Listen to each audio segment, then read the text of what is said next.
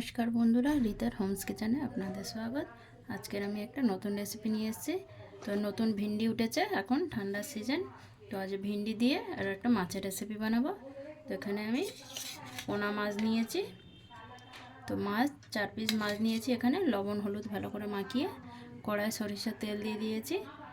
তেল গরম হয়ে গেছে, এবার মাছগুলো আমি এক এক করে দিয়ে ভেজে নেব ভালো করে। এইভাবে আমি 4 পিস মাছ দিয়ে দিয়েছি, ভালো করে লাল করে ভেজে নেব। মাছটা ভালো করে ভাজা হয়ে গেছে, এবার আমি তুলে নেব। দেখুন এইভাবে আমি লাল লাল করে ভেজে নিয়েছি, ভালো করে ভাজা হয়ে গেছে, এবার তুলে নেব। ভালো করে ভেজে রাখা মাছগুলো তুলে নিয়েছি। এবার আমি এখানে ডালের বড়ি, এখানে 5 থেকে 6টা বিউলির ডালের বড়ি নিয়েছি। এই বড়িগুলোকেও ভালো করে ভেজে নেব তেলে।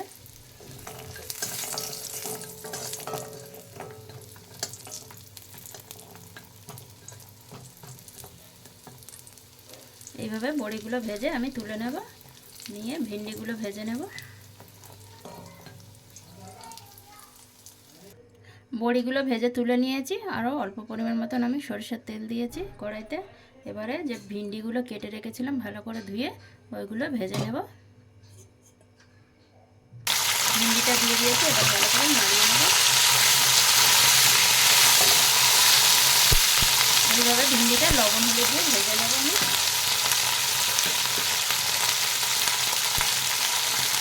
এবার পরিমাণ মতন লবণ দিয়ে দেব, অল্প একটু হলুদ গুঁড়ো দিয়ে দেবো, দিয়ে ভিন্ডিটা ভেজে নেব।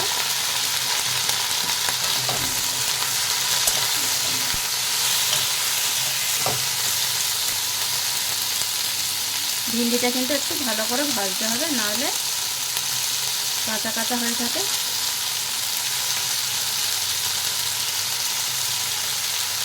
ঝোলের জন্য ভিন্ডিটা একটু ভালো করে তেল বেশি করে দিয়ে ভাজতে হয়। তো এইভাবে ভেজে নেবে ভালো করে ভিন্ডিটা।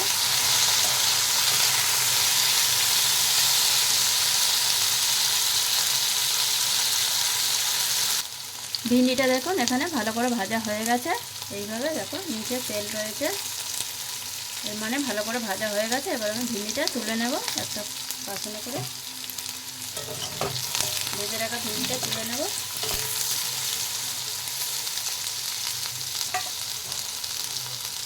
ভিন্ডিগুলো আমি ভেজে তুলে নিয়েছি। ওই কড়াইতে দিয়ে দেবো ফোড়নে জিরে, গোটা জিরে দিয়ে দেবো 1 চামচ, দিয়ে দেবো 2টো তেজপাতা, দিয়ে দেবো কেটে রাখা পেঁয়াজ আর লঙ্কা, কাঁচা লঙ্কা।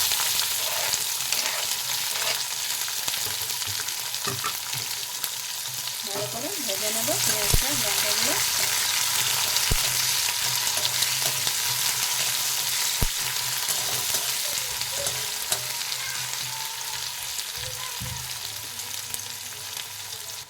পেঁয়াজটা দিয়ে দিয়েছি, হালকা ভেজে এসছে। এবার আমি ওর মধ্যে দিয়ে দেবো কেটে রাখা আলুগুলো।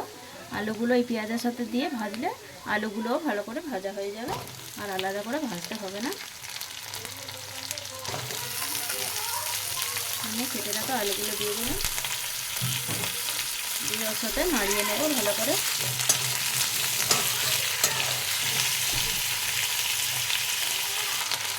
আলুগুলো ভালো করে পেঁয়াজের সাথে ভাজা হয়ে এসছে। এবার আমি দিয়ে দেবো আলুগুলো একটু সাইডে করে দেবো, দিয়ে এখানে কেটে রাখা টমেটো কুচি দিয়ে দেবো।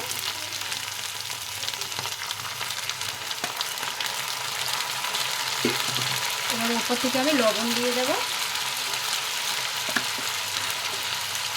পরিমাণ মতো লবণ দিয়ে দিলাম। দিয়ে দেবো হলুদ গুঁড়ো, লঙ্কা গুঁড়ো, অল্প একটু ধনে গুঁড়ো। একটু ঢেকে দেবো, এখানে 2 থেকে 2 মিনিটের জন্য ঢেকে দেবো। টমেটোটা সেদ্ধ হয়ে যাবে ভালো করে। ঢাকাটা খুলে এবারে নাড়িয়ে নেব ভালো করে। টমেটোটা এখানে গলে এসছে অনেকটা, সবগুলোকে মিক্স করে দেবো।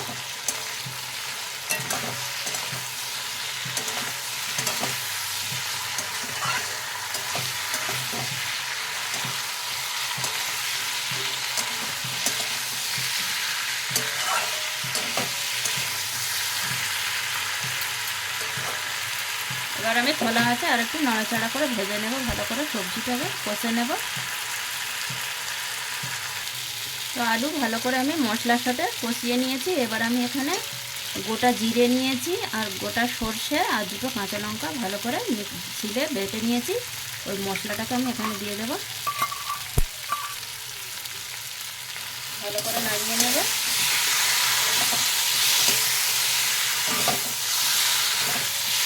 জিরে সর্ষেটা ভালো করে একসাথে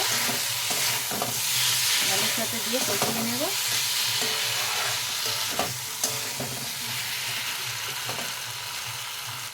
ওই বাটি ধুয়ে জলটা দিয়ে দেবো এখানে।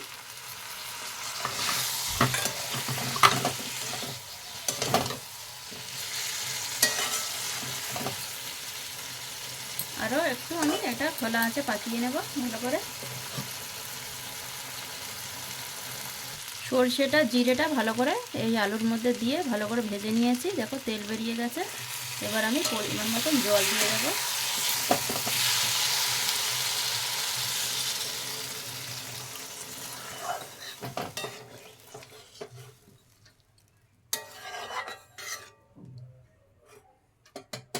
জল দিয়ে দিয়েছি। এবার একটু ঢেকে দেব, 5 থেকে 7 মিনিটের জন্য এখানে ঢেকে দেব। বেশি সময় লাগবে না, কারণ আলুটা ভাজতে ভাজতে পেকে গেছে অনেকটা। এবার ঢাকাটা খুলে আমি দেখে নেব আলুগুলো সেদ্ধ হয়ে গেছে কি।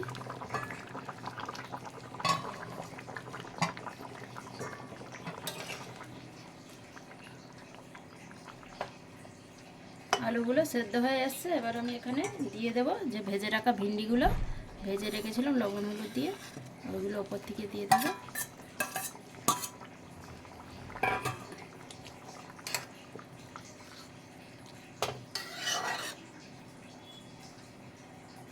এবার আমি খোলা আছে কিছুক্ষণের জন্য এই ভিন্ডিটাকে দিয়েছি, তো একটু রান্না করে নেব ভালো করে ভিন্ডিটাকেও।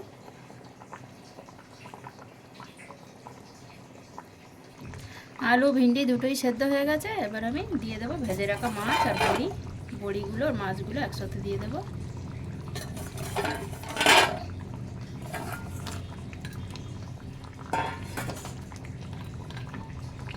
দিয়ে আর একটু আমি মাছটা ভালো করে সেদ্ধ করে নেব।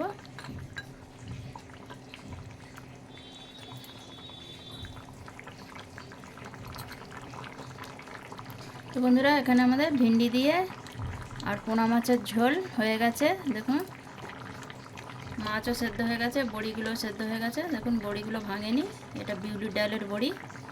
এই মাছের ঝোলে দিলে খুব সুন্দর লাগে, ভিন্ডি আলু মাছের ঝোলে। তো আপনারাও এইভাবে বাড়িতে বানিয়ে খাবেন, ভিন্ডি আর কাটা পোনা মাছের ঝোল দিয়ে খেয়ে দেখবেন, খুব ভালো লাগবে। ভালো লাগলে কমেন্ট করবেন, শেয়ার করবেন। ধন্যবাদ। এবার আমি এখানে দেখাবো আপনাদের কেরম হয়েছে। তো বন্ধুরা দেখুন এইভাবে মাছের ঝোলটা আমি ঢেলে নিয়েছি, দেখুন কত সুন্দর লাগছে। এইভাবে আপনারাও বানিয়ে খেয়ে দেখবেন। ধন্যবাদ।